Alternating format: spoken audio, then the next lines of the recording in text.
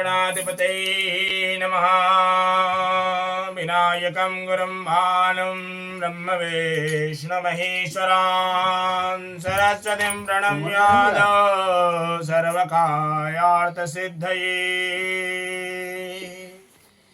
शुक्लां ब्रह्म विचारसार परमां माद्यां जगद्व्यापिनीं वीणापुस्तकधारणीं भयदां जाड्यावन्धकारावहां हस्ते स्फाटिकमालिकां विदधतीं पद्मासने संस्थितां वन्दे तां परमेश्वरीं भगवतीं बुद्धिप्रदां शारदाम्।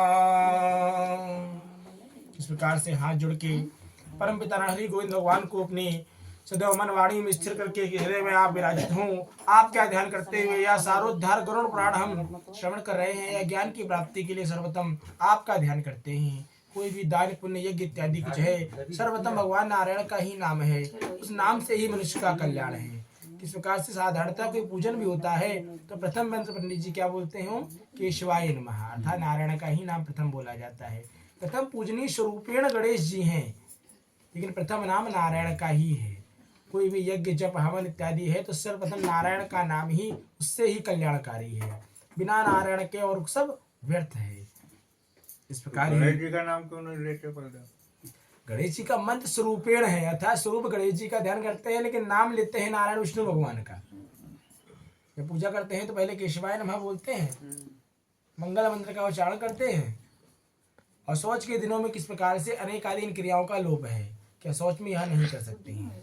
इसलिए भगवान का नाम सभी हर समय लिया जा सकता है, तो अपने वन और वाणी से इस प्रकार हम भगवान श्री विष्णु भगवान का परमपिता भगवान का ध्यान करते हैं कि जो ज्ञान हम प्राप्त कर रहे हैं वह मेरे जीवन में अंतःकरण सदैव मुझे प्राप्त हो। जिस प्राणी के लिए अर्थात अपने पिता परमेश्वर माता जी के लिए कर रहे हैं उनको सदैव मोक्ष धाम प्राप्त हो, समस्त बंधु बांधव जन सहित उनको सदगति व सदज्ञान की प्राप्ति हो। इसलिए यह सर्वोद्धार गरुड़ पुराण श्रवण कर रहे हैं। ऐसी भगवान से कामना करें।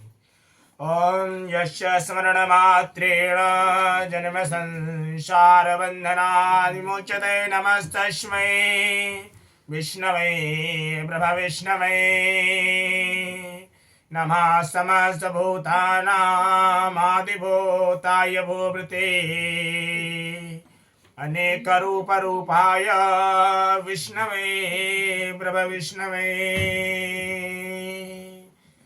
आदिदेवं जगत् कारणं श्रीधरम् आदिदेवं जगत् कारणं श्रीधरम् लोकनाथं विभुं व्यापकं शङ्करम् सर्वभक्तिष्टदं मुक्तिदं माधवं सत्यनारायणं विष्णुमीशं भजे सत्यनारायणं विष्णुमीशं भजे। श्री सारोद्धार गरुड़ पुराण दशमोऽध्यायः। श्री गरुड़वाच देहदाह विधानं च वद सुकृतनां विभो सती यदि भवेत् पत्नी तस्याश महिमां वद। इस प्रकार से गरुड़ जी महाराज परमपिता हरि भगवान के सम्मुख कहते हैं कि हे भगवान, हे प्रभु, आप सदैव अब आप पुण्यात्मा पुरुषों के शरीर के दाह संस्कार का जो संपूर्णता विधान है उसके विषय में हमें बताइए, और यदि उसकी पत्नी उसके साथ सती होना चाहती है तो उसकी महिमा का क्या वर्णन है इसके विषय में भी हमसे उल्लेख कीजिए। इस प्रकार से नारायण कहते हैं श्रोतार्यक्ष प्रवक्ष्यामि सर्वमेवोर्धदैकं यत् कृत्वा पुत्रपौत्राश्च मुच्यते पैतृकादृणात् किं दत्ते बहुविधिर्दाने पित्रोऽनन्त्योष्टिमाचरे तेनाग्निमष्टो समदसं पुत्रा फलमाप्नुयात्। इस प्रकार से गोविंद कहते हैं कि हे खगेश्वर, जिन और दैहिक कृत्यों को करने से पुत्र और पौत्र पितृ ऋण से सदैव के लिए मुक्त हो जाते हैं। उसे तुमसे कहता हूँ, तुम इसे भक्तियुक्त होकर श्रवण करो। किस प्रकार से बहुत से दान से देने से क्या लाभ होता है। माता पिता की अंत्येष्टिक्रिया भली भांति अवश्य ही मनुष्य को करनी चाहिए। उससे किस फल की प्राप्ति होती है, किस प्रकार से उस पुत्र को अग्निहोष्ट यज्ञ का संपूर्ण फल प्राप्त होता है, इसके विषय में परम पिता हरि गोविंद भगवान या ग्रंथ से बताते हैं और कहते हैं, तदा शोकं परित्यज्य कारयेन मुंडनं सता समस्त बांधवैर्युक्ता सर्व पापा विमुक्तये। माता पित्रोर्मृतयेन कारितं मुंडनं नहि आत्मजा स कथं गेया संसाराणवतारकः वतो मुंडनमाश्यं नगकच्छ विवर्जितं तथा स बान्धवा स्नात्वा दौतवस्त्राणि धारयेत्।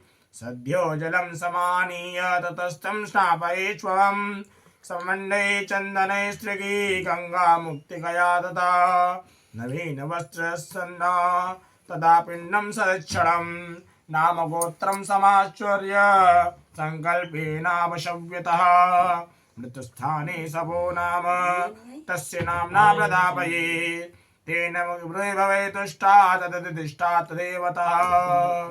इस प्रकार से नारायण कहते हैं, माता पिता की मृत्यु होने पर पुत्र को सदैव अनेक आदि सभी शोक को त्याग कर के सभी पापों से मुक्ति प्राप्त करने के लिए समस्त बांधवों के साथ में मुंडन कराना चाहिए। माता पिता के मरने पर जिसने मुंडन नहीं कराया है वह संसार सागर को तारने वाला पुत्र कैसे समझा जाएगा। अतः नाक और कच्छ को छोड़कर मुंडन अवश्य कराना चाहिए, तथा नाक और कान के बालों को छोड़कर। ठीक है, ऐसा नहीं कि वहाँ पंडित ये बना दिया है जरा यहाँ के बाल भी बढ़ गए ये भी काट दो, ऐसा नहीं है। नाक और कान के बाल नहीं बनाए जाते हैं। इस प्रकार से इसके बाद बनवाई जाती है। हाँ हाँ वे कहाँ बनवाई जाती है? आपने कहा नाक कान हम हो गए। नाक और कान के छोड़ के नाक और कच्छ।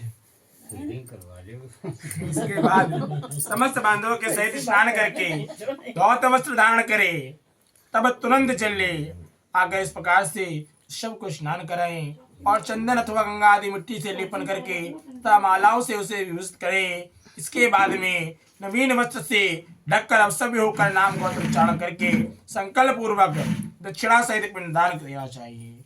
इस प्रकार से जब यह प्राणी इस लोक से परलोक चला जाता है उसके निमित्त कौन कौन से कृत इत्यादि जो होते हैं, जो पुत्र श्रेष्ठ होता है, ज्ञान से परिपूर्ण होता है, वह किस प्रकार से सभी शोक को त्याग कर यह शास्त्रीय प्रमाण के अनुसार इन क्रियाओं को करता है, उसका ही संपूर्ण विधान 10वें अध्याय में बताया गया है। किस प्रकार से मृतक प्राणी के लिए उसकी सदगति के लिए कौन कौन सा विधान करना चाहिए। इस प्रकार से मृत्यु के स्थान पर शव नामक पिंड को मृत व्यक्ति के नाम गोत्र से विधान करें। ऐसा करने से भूमि के अधिष्ठात देवता भी प्रसन्न होते हैं। इस प्रकार ही द्वार देशे भवेत पांथस्तस्य नाम्ना प्रदापये तेन नैवोपघाताय भूतकोटिषु दुर्गतः तथा प्रदक्षिणां कृत्वा पूजनीया चुनस्तिभिः स्कन्धा पुत्रेण दातव्यस्नैर्बान्धवैषः धृत्वा स्कन्धे सपितरं या शमशानाय गच्छति सोऽश्वमेध फलं पत्र लभते च पदे पदे। इसके पश्चात द्वार देश में पांथ नामक इत्यादि पिंड मृतक के नाम गोत्र आदि का उच्चारण करके विधान करना चाहिए। ऐसा करने से भूतादि कोटि में दुर्गति प्रेत मृत प्राणी की सदगति में विघ्न बाधा इत्यादि नहीं करते हैं। ऐसे ही इसके बाद में पुत्र वधु आदि सब की प्रदक्षिणा करके उसकी पूजा करे। तत्पश्चात तब अन्य बांधवों के साथ में पुत्र को शमशान सब यात्रा के लिए निमित्त सदैव ज्येष्ठ पुत्र को पहले कांधा देना चाहिए।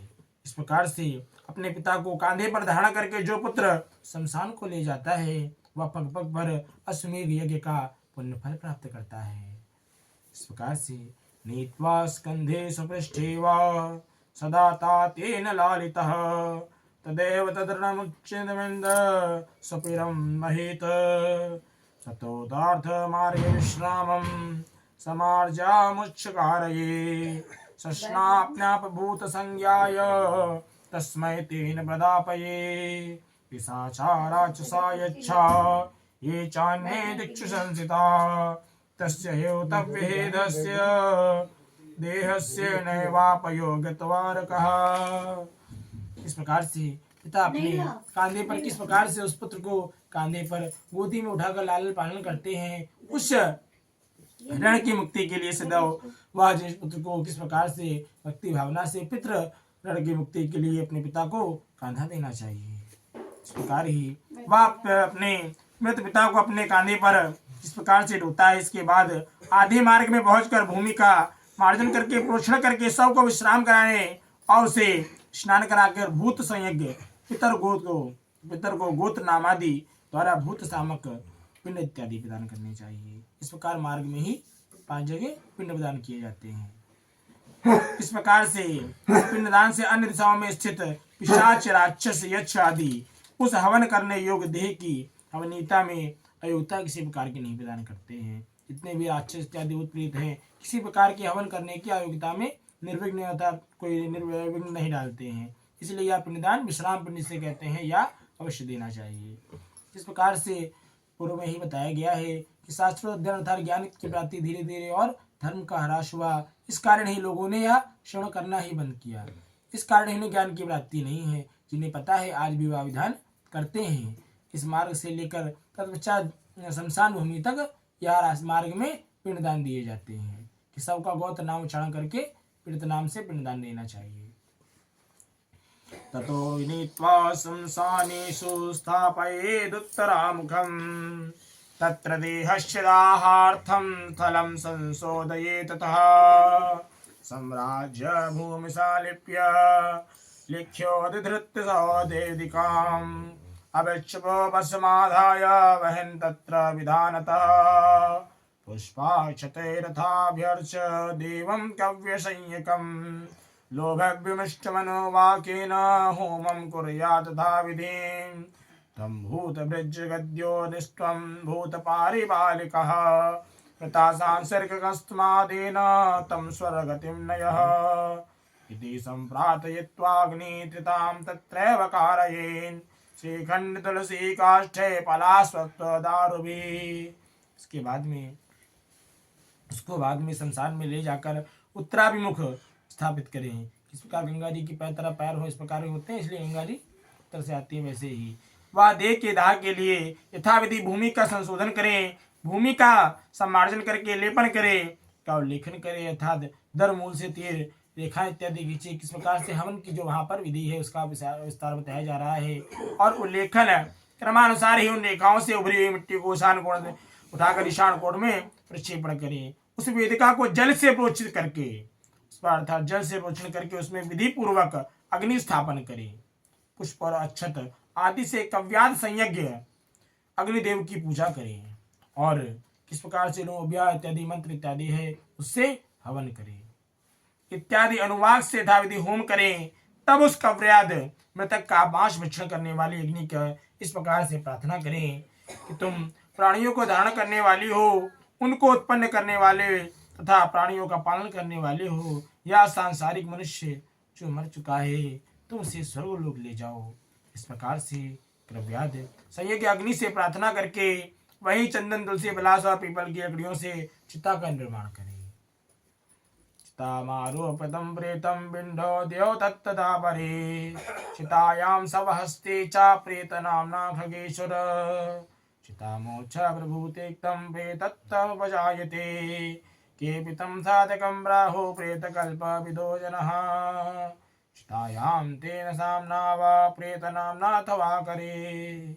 किस प्रकार हे खगेश्वर उस शव को चिता पर रख करके वहां 2 पिंड उस समय प्रदान करें।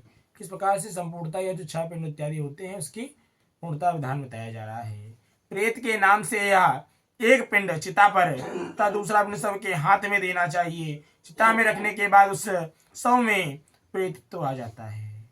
प्रेत कल्प को जानने वाले कतिपय विद्वान हैं वह चिता पर दिए गए पिंड जाने वाले पिंड को सदैव साधक नाम से उद्बोधन करते हैं। किस प्रकार से अतः चिता पर साधक नाम से ही तत्सव के हाथ पर प्रेत नाम से पिंडदान इत्यादि करें। इस प्रकार हे गरुण इत्येवं पंचभी पिंडये शवस्याहुति योग्यता अन्यथा चोपघाताय पूर्वोक्तास्ति भवन्ति इति दत्त्वा पंचपिंडान् हूतमादानं वृणे अग्निम पुत्र सदाजन्य भवेत पंचकम यदि। किस प्रकार से ये गरुड़, इस प्रकार ही 5 पिंड प्रदान करने से सब में आहुति की योग्यता प्रदान होती है। इस प्रकार घाट पर जी 5 पिंड हाथ पे इत्यादि पर रखे जाते हैं बालू को बनाकर, इस प्रकार आहुति की योग्यता प्राप्त होती है। ऐसे ही अन्यथा शमशान में स्थित पूर्वोक्त पिशाच, राक्षस तथा यक्ष आदि उसकी आहुति योग्यता को उपघातक होते हैं, इसलिए पिंड इत्यादि जरूर देने चाहिए। इस प्रकार से प्रेत के लिए 5 पिंड प्रदान करके हवन किए हुए क्रव्याद अग्नि को तिनकों पर रखकर यदि पंचक ना हो तब पुत्र इत्यादि अग्नि प्रदान करेगा। पंचकीसु मते यस्तु न गतिं लभते नरः दाहस्तत्र न कर्तव्याकृतेन मरणं भवे यादौ कृत्तादनिष्ठार्धभे नक्षत्रपञ्चकं रेवत्यन्तर्दाहेर्हं दाहिना च शुभं भवेत् गृहे हनिर्भवेत् तस्य यक्षेस्त्युतमृते हि पुत्राणां गोत्राणां चापि कश्चिदघ्नापजायते अथवा रक्षमध्ये हि दाहस्याधिपूर्वकः तद्विधिं ते प्रवक्ष्यामि सर्वदोषप्रशान्तये। शवस्य निकटे तार्यक्ष निक्षेपेत पुलस्तदा दर्भमयाश्रितरं वृक्षमन्त्राभिमन्त्रिकं तत्हेमं प्रकर्तव्यं दहन्ति रक्षणामभिः प्रीतजयतमन्त्रेण पुनर्होमस्तु संपुटे। किस प्रकार से हे गरुड़, पंचक में जिसका मरण होता है उस मनुष्य को कभी सदगति नहीं प्राप्त होती है। इस प्रकार ही यदि पंचक शांति किए बिना उसका दाह कभी नहीं करना चाहिए, अन्यथा अन्य की किसी और की मृत्यु होती है, उसका परिणाम अच्छा नहीं होता है। इस प्रकार ही धनिष्ठा के उत्तरार्ध से रेवती पर्यंत 5 नक्षत्र पंचक संयुक्त कहे गए हैं। इनके मृत्यु व्यक्ति दाह के योग्य नहीं होते हैं, उसका दाह करने से परिणाम भी शुभ नहीं होता है। इन नक्षत्रों में जो सदैव मरता है उसके घर में किसी न प्रकार की हानि होती है, पुत्र और सगोत्रियों को भी कोई विघ्न होता है। अथवा इस पंचक में भी दाह विधि का आचरण करके मृत व्यक्ति का दाह संस्कार हो सकता है। पंचक मरण में युक्त सभी दोषों की शांति के लिए वह उस दाह विधि को कहता हूँ। किस प्रकार से यदि पंचक इत्यादि में कोई ना रहे तो उसका संपूर्ण क्या विधान है, किस प्रकार से दाह संस्कार उसका करना चाहिए, इसके विषय में नारायण कहते हैं कि हे खगेश्वर, किस प्रकार से कुश से निर्मित 4 पुतलों को नक्षत्र मंत्रों से अभिमंत्रित करके सबके समीप स्थापित करें। जिस प्रकार से घर पे जौ के आटे के पुतले बनाए जाते हैं, इसी प्रकार से कुशा के पुतले बनाकर उस पर स्थापित करें। तब उन पुतलों में प्रत्यय उसके बराबर स्वर्ण रखना चाहिए, है ना, और फिर नक्षत्रों के नाम मंत्रों से होम करना चाहिए और तत्पश्चात पेता जयता आदि मंत्रों से हवन करके नक्षत्र मंत्रों को संपुटित करके होम करना चाहिए। हे खगेश्वर, ततो दाह प्रकर्तव्यश्चैष पुत्तलकैषः संपिण्डतनदिने कुर्यात् तस्य शान्तविधिं सुतः तिलपात्रं हिरण्यं च रूप्यं रत्नयथाक्रमं घृतपूर्णं काशपात्रं दद्यात् दोषप्रशान्तये एवं शांति विधानं तो कृत्वा दाहं करोति यः दातस्य विघ्नो जायेत प्रेतो याति परां गतिः एवं पंचकदाह शात तद्विना केवलं दहेत् सत यदि भवेत् पत्नी तया सह विनिद्यवेत्। किस प्रकार से दाह संस्कार की संपूर्णता विधि बता रहे हैं नारायण। और यदि किसी प्रकार से उसकी पत्नी उसके साथ सती होना चाहती है किसी जीव के साथ में, तो उसका भी क्या विधान है, इसके विषय में नारायण परम पिता हरि गोविंद कह रहे हैं। इसके बाद में उन पुतलों के साथ सबका दाह करी। सपिंडी श्राद्ध के दिन पुत्र यथा विधि पंचक शांति का अनुष्ठान करे। पंचक दोष की शांति के लिए क्रमशः तिलपूर्ण पात्र, सोना चांदी रत्न तथा घृतपूर्ण काश्य पात्र का दान करे। इस प्रकार ही पंचक शांति विधान करके जो सदैव सब दाह करता है उसे पंचक जन्म कोई विघ्न बाधा नहीं होती है और प्रेत की भी सदैव सदगति प्राप्त होती है। इस प्रकार ही पंचक में मृत के व्यक्ति का दाह करना चाहिए और पंचक के बिना मरने पर केवल सब को दाह इस प्रकार से कर देना चाहिए। इस प्रकार यदि मृत व्यक्ति की पत्नी सती हो जाना चाहती हो तो उसके दाह के साथ में ही सब का दाह किस प्रकार करना चाहिए, या परम पिता हरि गोविंद कह रहे हैं। पतिव्रता यदा नारी भर्तु प्रिय हिते रतः हेतु है गमनम सदा स्नानम समाचरे कुङ्कुमाच नस्तवस्त्रभूषणैः भूषिता तनुं दानं दद्यात् जातिभ्यो बन्धुवर्गेभ्येव च गुरुं नमस्कृत्य तदा निर्गच्छे मन्दिरद्वहि ततो देवालयं गत्वा भक्त्या तं वनमन्दिरं समर्याभरणं तत्र श्रीफलं परिगृह्य च लज्जामोहं परित्यज्य शमशानभवनं व्रजेत् तत्र सूर्य नमस्कृत्य परिक्रम्य चितां तदा पुष्पशय्यां तदारोहिं जाङ्घे स्वापयेत् पतिं सखेभ्यः श्रीफलं दद्यादाहमाज्ञापयेत् ततः गंगास्नानं समं ज्ञात्वा शरीरं परिदाहयेत्। इस प्रकार से हे गरुण अपने पति के प्रिय संपादन में संलग्न सदैव जो सदैव पतिव्रता नारी यदि इसके साथ में परलोक गमन करने की इच्छा प्रकट करती है तो पति की मृत्यु होने पर स्नान करके अपने शरीर को कुमकुम अंचन सुंदर वस्त्रादि आभूषणों से अलंकृत करे। तत्पश्चात ब्राह्मण और बंधु बांधवजन को संपूर्ण दान पुण्य इत्यादि करके तत्पश्चात गुरुजनों को प्रणाम करे, तब अपने घर से निकले। उसके बाद में देवालय अर्थात मंदिर जाकर भक्ति पूर्वक भगवान श्री हरि विष्णु भगवान को प्रणाम करे, उनका पूजन करे। वहां अपने आभूषणों को समर्पित करके वहां उस मंदिर से एक श्रीफल अर्थात नारियल लेकर लज्जा और मोह का परित्याग करके शमशान भूमि में जाएं। तब वहां पर सूर्य को नमस्कार करके चिता की परिक्रमा करके पुष्प सैया रूपी चिता पर चढ़े और अपने पति को अपने गोद में लिटाए। तुरंत सखियों को श्रीफल देकर दाह के लिए आज्ञा प्राप्त करें।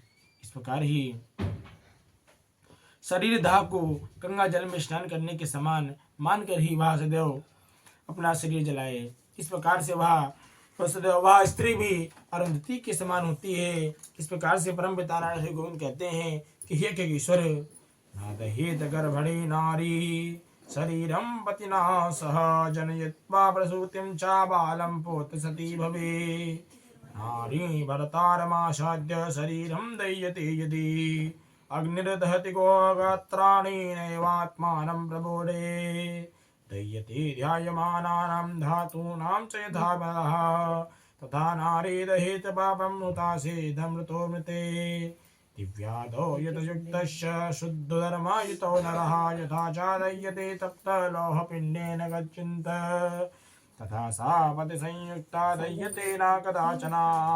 अंतरात्मात्मावतव्यत्यमतश्येकित्वामप्निना।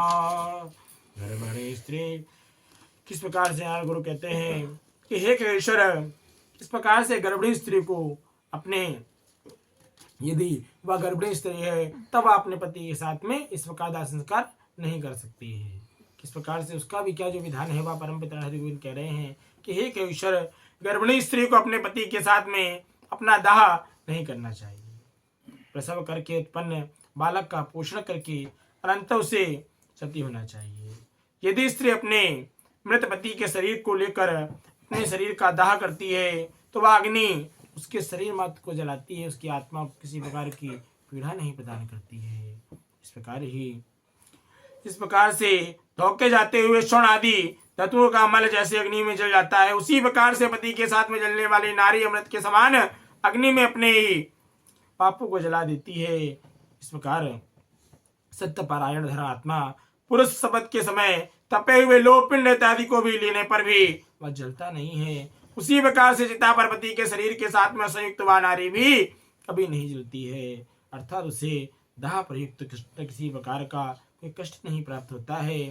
प्रयुक्त उसकी अंतरात्मा मृत व्यक्ति की अंतरात्मा के साथ में एकत्व प्राप्त कर लेती है। इस प्रकार से परम पिता हरि गोविंद कहते हैं कि हे ईश्वर यावच्चाग्नौ मृते पत्यो स्त्रीनात्मानं प्रदाहये तावन्नमुच्यते स हे स्त्री शरीरात् गद्वज्ज्वल तस्मात् सर्वप्रयत्नेन शपथिं सेतये सदा कर्मणा मनसा वाचा मृते जीवते तत्कृतः मृते भर्तरि स या नारी समारोहे दुतासनं सारुन्धति समा भूत्वा स्वर्गलोके समीहते। इस प्रकार से हे गरुड़ पति की मृत्यु होने पर जब तक स्त्री उसके शरीर के साथ अपने शरीर को जला नहीं देती है तब तक वह किसी प्रकार से इस स्त्री शरीर को बार बार प्राप्त करती रहती है, कभी वह स्त्री शरीर से मुक्त नहीं हो सकती है। इसलिए ही सर्व प्रयत्न पूर्वक सभी प्रयत्न को करते हुए मन और वाणी से कर्म में सदैव जीवितावस्था में अपने पति की सेवा करनी चाहिए और पति के मरने पर उसका अनुगमन करना चाहिए। इस प्रकार ही पति के मरने पर जो स्त्री अग्नि में सदैव आरोहण करती है वह महर्षि वशिष्ठ की पत्नी अरुंधति के समाज किस प्रकार से समान स्वर्गलोक में स्वयं सम्मानित होती है, पूजनीय होती है। इस प्रकार से हे केशर तत्सा भर्तु परमा तो यमानाक्षरो गणे रमते पतिना सार्धम यावदेन्द्रा चतुर्दश मातृकं पैतृकं चैव तत्यत्र सा च प्रदीयते कुलत्रयं पुनात यत्र भरतारं यानुगच्छति। इस प्रकार से वहां वह पतिपरायणा नारी अप्सरागणों के साथ द्वारा स्तूयमान होकर 14 इंद्रों के राज्यकाल पर्यंत अर्थात एक कल्प तक अपने पति के साथ में स्वर्गलोक में रमण करती रहती है। जो स्त्री सदैव अपने भर्ता का अनुगमन करती है, किस प्रकार से वह अपने मातृकुल, पितृकुल और पतिकुल तीनों कुल का उद्धार कर देती है। इस प्रकार ही वह तीनों कुल को पवित्र कर देती है। इस प्रकार हे ग्रहण तिस्रा कोटयोर्धकोटिया च यान रोमाणि मानुषे तावत् कालं वशेत स्वर्गे पतिनां सह मोदते विमाने सूर्यसंकाशे क्रीडते रमणेन स यावत् कालं वशेत स्वर्गे पतिना सह मोदते पुनश्च रायुया भूत्वा ज्ञायते विमले कुले पतिव्रता तो या नारी तमेव लभते पतिम्। इस प्रकार से ही गरुण मनुष्य के शरीर में किस प्रकार से 3.5 करोड़ रोम है, किस प्रकार से यह रोमकूप है, उतने काल तक वह नारी अपने पति के साथ में स्वर्ग में आनंद करती रहती है। वह सूर्य के समान प्रकाशमान विमान में अपने पति के साथ में क्रीड़ा करती रहती है और जब तक सूर्य और चंद्रमा की स्थिति है तब तक पति लोक में निवास करती है। इस प्रकार से ही दीर्घ आयु प्राप्त करके पवित्र कुल में पैदा होकर पुनः पति के रूप में उसी पति को प्राप्त करती है। इस प्रकार जन्मांतरीय पतना प्राप्त करती है। इस प्रकार हे खगेश्वर या क्षणं दाह दुःखेन सुखमेतादृशं दजे समूढ़ा जन्म परयन्तां दह्यते विरहाग्निना तस्माद् पतिं शिवं ज्ञात्वा सह तेन वहेत्तनम् यदि सा स्नासति तार्यक्षतमेव वृद्यदेह तदः अर्धे दग्धे तवा पूर्णे स्फुटे तस्य प्रस्तकम् गृहस्थानां दुकाष्ठेन यतीनां शिबलेन च। जो स्त्री क्षण मात्र के लिए होने वाले दाह दुख के कारण इस प्रकार के दुखों को छोड़ देती है, वह किस प्रकार से वह मूर्खा जन्म पर्यंत वीराग्नि से जलती रहती है। इसलिए ही सदैव पति को शिव स्वरूप जानकर उसके साथ में उसके शरीर के साथ में ही अपने शरीर को जला देना चाहिए। ऐ खगेश्वर, यदि पत्नी सती नहीं होती है तो केवल किस प्रकार से पति के ही शव का दाह संस्कार इत्यादि करना चाहिए। शव के आधे या पूरे जल जाने पर उसके मस्तक को फोड़ना चाहिए। गृहस्थों के मस्तक को घास से या किस प्रकार से यतियों के मस्तक को श्रीफल से फोड़ देना चाहिए। किस प्रकार से यदि कोई गृहस्थ इत्यादि होता है तो उसकी कोई संतान होती है, क्योंकि कोई पुत्र इत्यादि से अर्थात यहाँ मुर्दा के पास यहाँ धनंजय वायु मनुष्य के शरीर में होती है। अभी आगे सब वायु के बारे में और बताया जाएगा कि कौन कौन सी वायु 10 वायु हमारे शरीर में होती है जो 5 समान उपादान इत्यादि जो हमारे शरीर को नित्य रूप से क्रियाएं इत्यादि करती हैं। धनंजय वायु जो होती है वो मनुष्य को मरने के बाद भी नहीं छोड़ती है। हमारे संसार भूमि में या शरीर पूर्णतः जल जाता है तो पुत्र को चाहिए कि उसके अर्थात किसी बांस इत्यादि से उसका सिर का स्फुटन किया जाता है, तत्पश्चात वहाँ से वह धनंजय वायु निकल जाती है। यदि ग्रस्त है तो पुत्र को चाहिए कि स्फुटन करे, यदि ग्रस्त नहीं है तो एक श्रीफल को काटकर उसको मानकर चाकू से उसका स्फोटन किया जाता है। इस प्रकार नारायण कहते हैं कि हे गरुण, प्राप्तये पितलोकानां जित्वा तत् ब्रह्मरन्धकम् आज्याहोति ततो दध्यान्मन्त्रेणानेन तत्सुतः अस्मात्तमाजितोऽसि त्वदेयं जायतं पुनः वसोवर्गाय लोकाय स्वहा चलतु पावक एवमाज्याहुति दत्त्वा तिलामिश्रां समन्त्रकं रोदितव्यं ततो ग्राह्यं येन तस्य सुखं भवेत्। किस प्रकार से पितृलोक की प्राप्ति के लिए उसको ब्रह्मानंद का भेदन करके उसका पुत्र निम्न मंद से अग्नि में ठीक उस समय आहुति दे। किस प्रकार से हे अग्निदेव तुम भगवान वसुदेव के द्वारा किस प्रकार से उत्पन्न हुए हो, इस प्रकार से तुम्हें पुनः तुम्हारे इसके तेजो में दिव्य शरीर की उत्पत्ति हो, स्वर्ग लोक में गमन करने के लिए इसका स्थूल शरीर जलकर तुम्हारा हवि हो, हे रथर्थ तुम प्रज्वलित हो जाओ। इस प्रकार से मंत्र सहित तिलामिश्रित घी की आहुति देकर उस समय जोर से अश्वपात करना चाहिए। अर्थात उस समय शरीर का स्फुटन किया जाता है, उस समय घृत की आहुति अर्थात आज्या आहुति देकर उस समय जोर से अश्वपात करना चाहिए। उससे प्रेत को सुख प्रदान होता है। इस प्रकार से दाहादंतरम कार्यम त्रिविशानम तथा सुतये तिलोदकम ततोदन्याम नाम गोत्रोपकल्पितम रासये निम्बपत्राणि मृतकस्य गुणान् वदे स्त्रीजनोग्रे गृहं गच्छेत पृष्ठतो नरं संचयः। किस प्रकार से दाह के अनंतर स्त्रियों को स्नान करना चाहिए, तत्पश्चात पुत्रों को स्नान करना चाहिए, तदनंतर मृत प्राणी के गोत्र नाम का उच्चारण करके इस प्रकार त्रिकाष्ठा बनाकर वहां पर तिलांजलि देनी चाहिए। फिर नीम के पत्तों को चबाकर मृतक के गुणों का गान करना चाहिए। इस प्रकार से पुरुषों को घर आना चाहिए।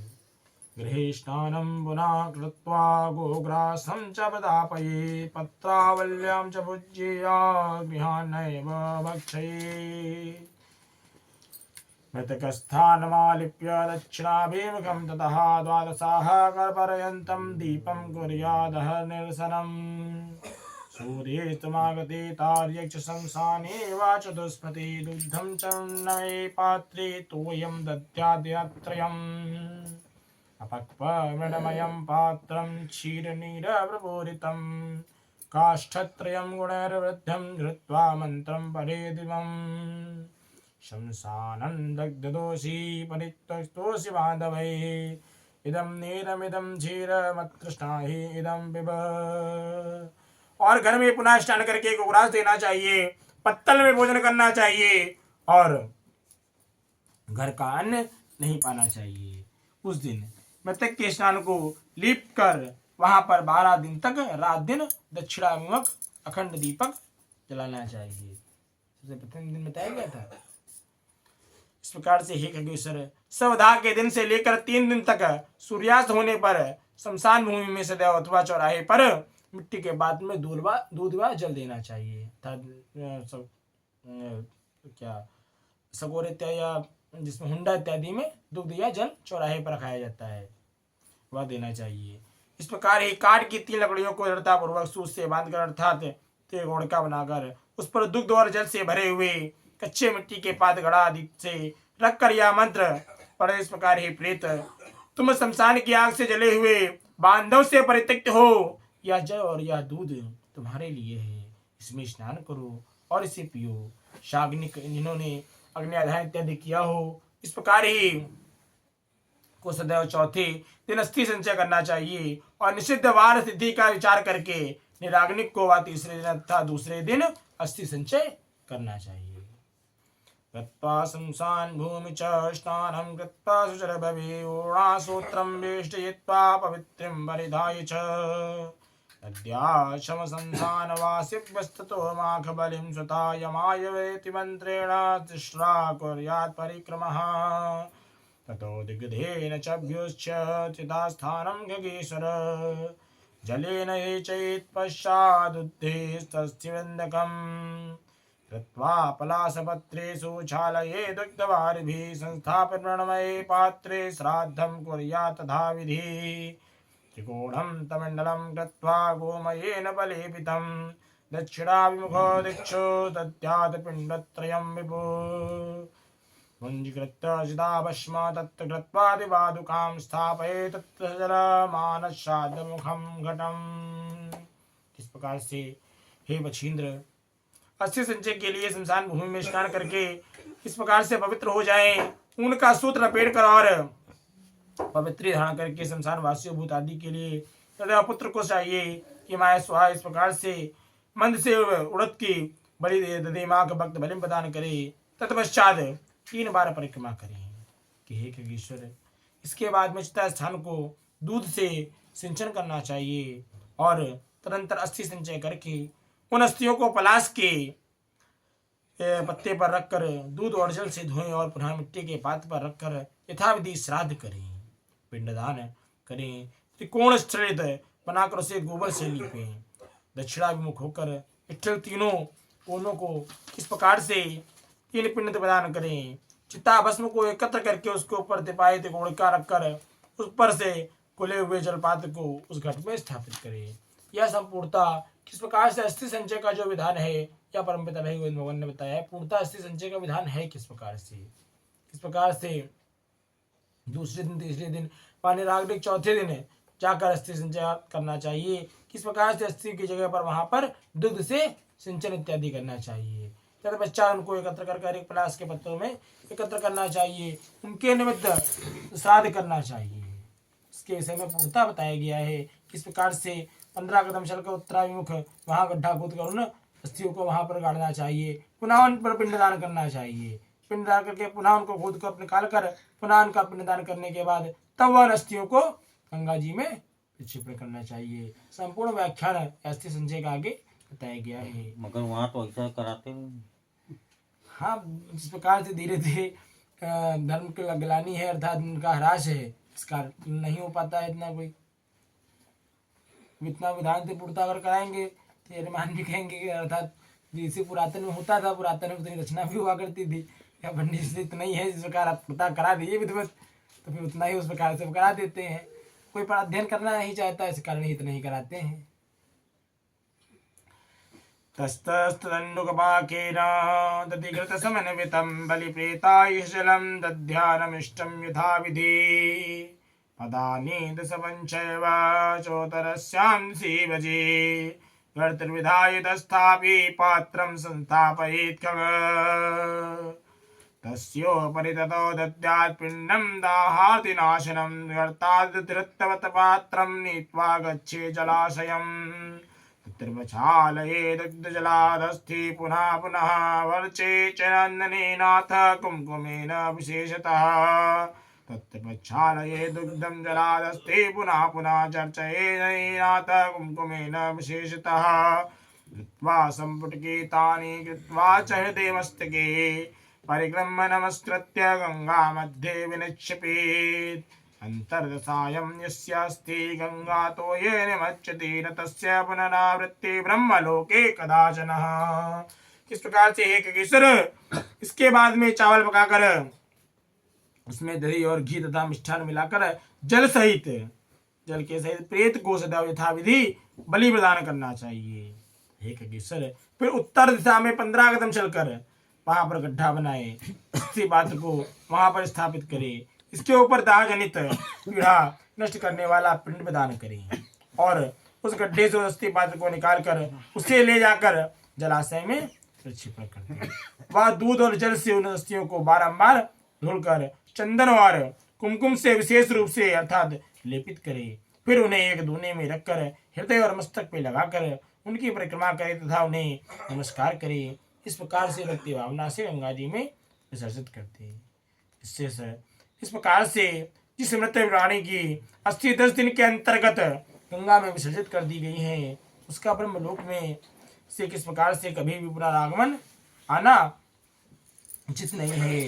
गंगा जल में सदैव मनुष्य की अस्थि जब तक रहती है तब तक वह उतने 1000 वर्षों तक वह स्वर्गलोक में विराजमान रहता है। इस प्रकार हे गरुण गंगा जलोर्मी संस्पृश्य मृतकं पावनो यदा संस्पृते पातकं यस्य सद्येव विनश्यति आराध्य तपसो ग्रेण गंगा देवी भागीरथा उत्तार्थं पूर्वजानां मानयत् ब्रह्मलोकतः लोकेषु विख्यातं गंगाया पावनं यशः बुद्धसागरस्य दानवास्माख्यान नयद्वयम्। किस प्रकार से गंगा जल की लहरों को छूकर हवा जब मृतक के स्पर्श करती है तब वह मृतक के पातक तत्क्षण ही नष्ट हो जाते हैं, उसी समय सारे पाप इत्यादि सब जलकर नष्ट हो जाते हैं। महाराज भागीरथी, किस प्रकार से महाराज भागीरथ उग्र तप से गंगा देवी की आराधना करके अपने पूर्वजों के उद्धार के लिए ही गंगा देवी को ब्रह्मलोक से इस भूलोक में लेकर आए थे, जिनके जल ने भस्मीभूत राजा सागर के पुत्रों को किस प्रकार से स्वर्ग में पहुंचा दिया था, और उन गंगा नदी को पवित्र किस प्रकार से यश इत्यादि तीनों लोक में विख्यात है। हे गरुण, पूर्वे वयसि पापानि ये कृत्वा मानवायतः गंगायाम पश्चिमत्ना स्वर्गलोकं प्रयान्ति ते। कश्चिद् व्याधो महारण्ये सर्वप्राणी विहंसकः सिंहेन निहतो यावत् भवति नरकालये यावेदकालेन तस्यास्ति गंगायां पतितं तदा दिव्यं विमानमारुह्य स गतो देवमन्दिरम्। अतः स्वयं हि सतपुत्रो गंगायामस्ति पातये अस्ति संचयानादूर्ध्वं दशगात्रं समाचरे। जो मनुष्य अपनी पूर्व अवस्था में पाप करके मर जाता है, उनकी अस्थियों को भी सदैव गंगा में छोड़ने पर वे स्वर्गलोक में जाते हैं। किस प्रकार से किसी महाअरण्य में सभी प्राणियों की हत्या करने वाला कोई व्याघ्र सिंह के द्वारा मारा गया, और जिस प्रकार से जब तक वह नरक को जाने लगा तभी उसी समय उसकी अस्थियां इत्यादि सब गंगा जी में गिर गई। उसी समय दिव्य विमान पर बैठकर वहां पर देवलोक को चला गया। इसलिए सतपुत्र को चाहिए कि स्वतः ही अपने हाथों से भक्ति भावना से अपनी माता की अस्थियों को सदैव गंगा जी में विसर्जित करनी चाहिए। इस प्रकार गंगा जी में विसर्जित करना चाहिए। अस्थि संचय के अनंतर 10 गात्र विधि का जो अनुष्ठान है वह संपूर्णता इस प्रकार से ही करना चाहिए। ये करुण अथ कश्चिद देशी वा वने चोरभये नतः नालब्धस्य देहस्य शृणुयाद दिने तदा दर्भपुत्तलकं कृत्वा पूर्ववत वेमलं दहे तस्य भस्म समादाय गंगातो ये विनिक्षपे। दशगात्रधिकं कर्म दद्मिना देव कारये सैव दिवसो गोयः श्राद्धे शामस्सराधिके पूर्णे गर्भे मृता नारी विदार्य जठरं ददा बालं निष्कास्य निक्षेप्य तभूमौ तामेव दाहयेत्। गंगातीरे मृतं बालं गंगायामेव पातये अन्यदेशे क्षिप्येत भूमौ सप्तविंशतिमासम्। अतः परं दहे तस्य गंगामद्य निक्षेपे जलकुम्भश्च दातव्यं बलानामेव भोजनम्। इस प्रकार ही गरुण, यदि कोई व्यक्ति विदेश में या वन में अथवा चोरों के भय से मर गया हो, उसका शव ना प्राप्त हुआ हो, तो उसकी इतिहास किस प्रकार से प्राप्त करे, कैसे गंगा जी में प्रक्षेपण करे। उसके विषय में नाना करने कहते हैं कि हे गरुण, जिस दिन उसके निधन का समाचार सुने उस दिन उसका पुतला बनाकर विधि पूर्वक अनुसार केवल उसी का दाह करे, उसकी भस्म को लेकर गंगा जी में विसर्जित कर दे। इस प्रकार से जिस प्रकार से सुपारी इत्यादि में ही भगवान का आवाहन किस प्रकार से किया जाता है, का पंडित जी भगवान का आवाहन कराते हैं। इसी प्रकार से कुशा का पुतले को बनाकर उसमें उनका ध्यान करके उनका ही संपूर्णता उस विधि से दाह संस्कार करें, तथा पश्चात उनकी अस्थियों को लेकर गंगा जी में प्रक्षेपण करते हैं। इस प्रकार से दशगात्र आदि कर्म भी उसी दिन से लेकर आरंभ करना चाहिए, और सांवत्सरिक श्राद्ध में भी उसी सूचना प्राप्त होने पर दिन को ग्रहण करना चाहिए। जब इस दिन सूचना प्राप्त हो जाए उस दिन से ही ग्रहण मानकर उनमें ही क्रियाएं करनी चाहिए। यदि गर्भ की पूर्णता हो जाने के कारण नारी की मृत्यु हो गई हो, उसको तत्पश्चात गर्भावस्था में किसी प्रकार से नारी की मृत्यु हो गई हो, तो सदैव उस समय गर्भावस्था में दाह संस्कार नहीं किया जा सकता है। इस प्रकार पेट को चीरकर पहले वह जीव को बाहर निकाला जाएगा। यदि वह जीवित होगा तो आश्रम इत्यादि या उसके परिवार इत्यादि को पालन पोषण के लिए दे दिया जाएगा, वरना वहीं पर 27 दिन के भीतर गंगा जी में उस बालक को अर्थात विसर्जन कर दिया जाएगा। तत्पश्चात उसका दाह संस्कार किया जा सकता है। इसके विषय में नाना कहते हैं कि हे करुण, उसके पेट को चीरकर बालक को निकाल ले, यदि वह भी मर गया हो तो उसे किसी प्रकार से गंगा जी में प्रक्षेपण कर दे या भूमि में गाड़ दे।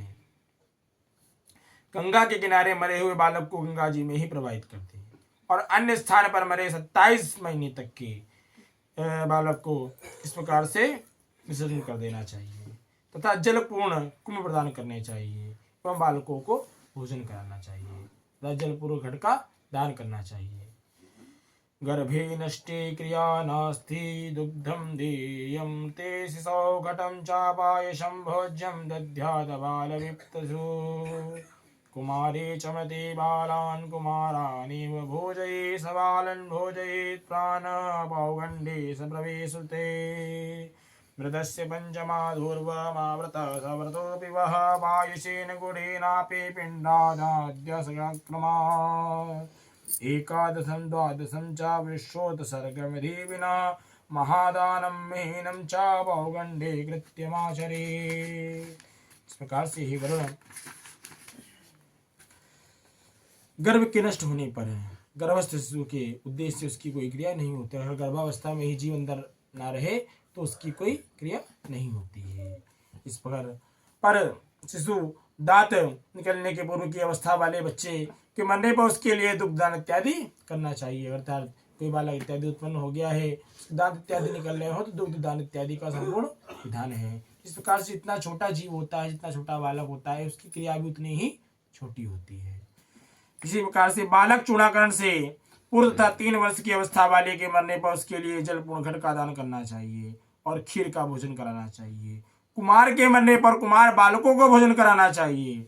उपनीत पौगंड और अवस्था के बच्चे पर मरने वालों को उसी अवस्था के बालकों के साथ में ब्राह्मणों को भोजन कराना चाहिए। अर्थात यज्ञ संस्कार इत्यादि हो चुका हो, 12 वर्ष के बाद का कोई बालक इत्यादि है तो उस प्रकार से वेद पाठी ब्राह्मणों को ही भोजन कराना चाहिए।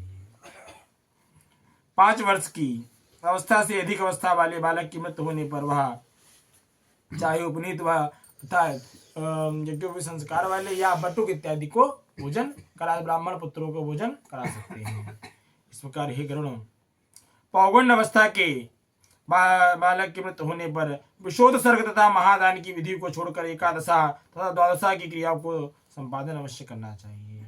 किस प्रकार से पिता के जीवित रहने पर पौगंडावस्था में मृत बालक का संपन्न श्राद्ध नहीं होता है। इसी प्रकार से यदि पिता जीवित हैं तो मृत पुत्र का संपन्न श्राद्ध इत्यादि नहीं होता है। इस प्रकार से अतः 12वें दिन उसका केवल एकोदिष्ट श्राद्ध करना चाहिए। इस प्रकार से पूर्णता आगे परमपिता हरि गोविंद कहते हैं, स्त्री शूद्राम विवाहस्तु वृतस्थाने प्रकीर्तितः व्रता प्रासवर्णानां वयतुल्या क्रिया भवेत् स्वकल्पा कर्मभंगस्य स्वल्पादवसबन्धना स्वल्पे वयसि देहे च क्रियां स्वल्पापि मक्षसे किशोरे तरुणे कुर्या शय्या वृक्षमखादिकं पददानं महादानं गोदानं विदापये यदीनां चैव सर्वेषां न दाहो नोदकक्रियः दशगात्रादिकं तेषां न कर्तव्यं सुधादिभिः दण्डग्रहणमात्रेण नरो नारायणो भवेत् दण्डग्रहणात् तेषां प्रेतत्वं नैव जायते।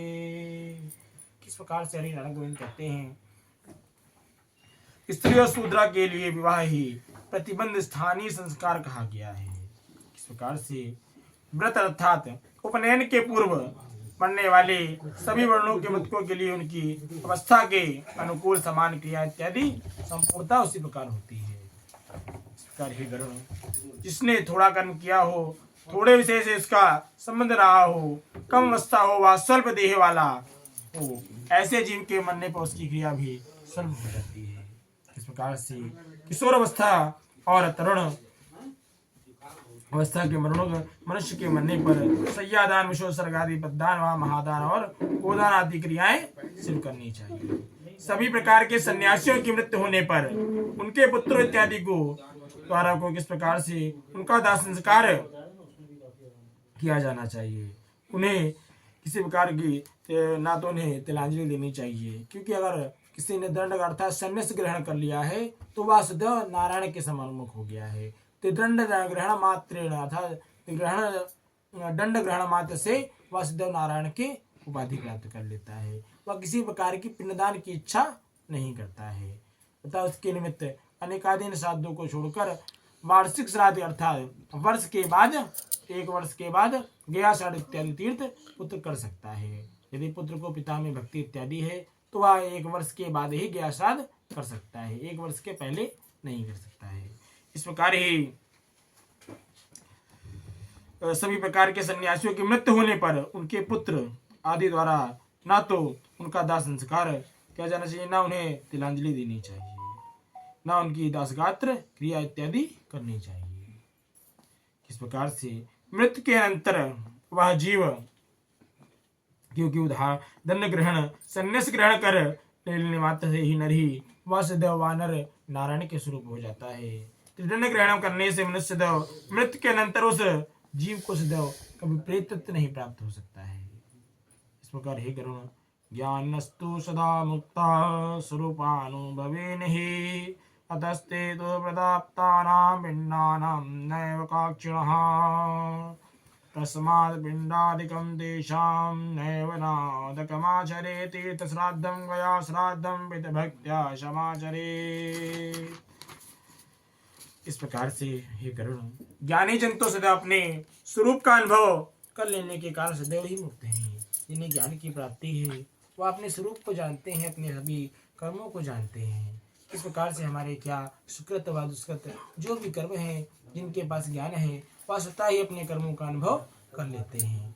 इस प्रकार वो अनेक आदि कोई भी रसगार इत्यादि की इच्छा प्रकट नहीं करते हैं। इसलिए ही उनके उद्देश्य से दिए जाने वाले पिंड भी उन्हें आकांक्षा किसी प्रकार के पिंड इत्यादि की आकांक्षा नहीं करते हैं। हे गरुण अतः उनके लिए पिंडदान और उदक क्रिया नहीं करनी चाहिए, किंतु यदि पितृ भक्ति के कारण तीर्थ श्राद्ध और गया श्राद्ध कर सकते हैं। इस प्रकार अगर पिता में भक्ति है तो 1 वर्ष के बाद गया श्राद्ध व पितृ श्राद्ध कर सकते हैं। हंस परमहंसं च कुटी चक्र बहुदको एतान सन्यासितार्यक्ष पृथिव्यां स्थापये श्रुतान् गंगादीनामभावे पृथिव्यां स्थापनं स्मृतम् यत् सन्ति महानत्य सदा दास्वेव निक्षपे। इस प्रकार हे गरुड़, हे खगेश्वर, हंस, परमहंस, कुटी चक्र और भूतक, इन चारों प्रकार के सन्यासियों को किस अगर मृत्यु इत्यादि हुए तो इस प्रकार से उनका संपूर्ण क्रिया करना चाहिए। उसके समय कहते हैं कि हे गरुड़, सन्यासियों की मृत्यु होने पर उन्हें पृथ्वी पर ही जल समाधि इत्यादि दे दी जाती है। इस प्रकार से गंगा आदि नदियों के उपलब्ध न रहने पर पृथ्वी में गाड़ने की विधि है। यदि वहां पर कोई महानदी इत्यादि हो तो उनमें जल समाधि इत्यादि दी जानी चाहिए। दशोद्धार कर्ण पुराण 10th शंभोः यस्य स्मरणमात्रेण जन्म संसार बन्धनात् विमुच्यते। नमस्तस्मै विष्णवे प्रभविष्णवे नमः समस्तभूतानामादिभूताय भूभृते अनेकरूपरूपाय विष्णवे प्रभविष्णवे। श्री कृष्ण गोविंद हरे मुरारी नाथ नारायण वासुदेव। श्री कृष्ण गोविंद हरे मुरारी नाथ नारायण वासुदेव। पितमात स्वामी सखा हमारे, पितमात स्वामी सखा हमारे। नाथ नारायण वासुदेव, हे नाथ नारायण